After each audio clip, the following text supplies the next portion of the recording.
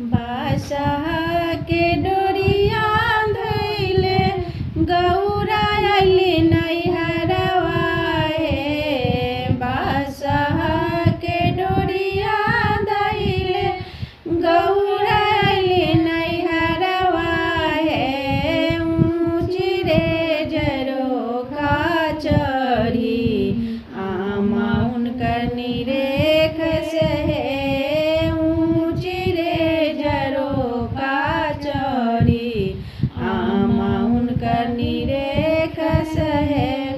केहिए तो है मरले गौरा केहिए गरियावले केहिए तो है मरले गौरा केहिए गरियावले के करा कुरे दे गौरा नैहर चली आइलू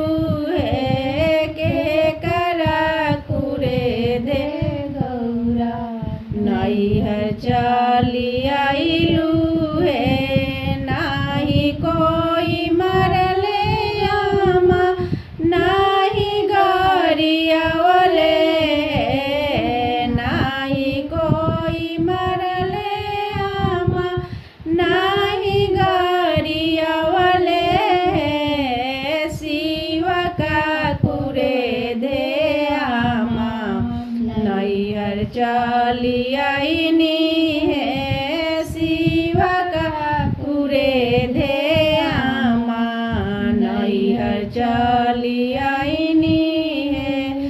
फोड़ी दहु शंकर चूड़िया मिटाई द सिंदूरवा हे। फोड़ी दहु शंकर चूड़िया मिटाई द सिंदूरवा बिसारी दहु शिव के सुरतिया रहनाई हरवा हे। बिसारी दहु शिव के सुरतिया रहनाई हरवा हे।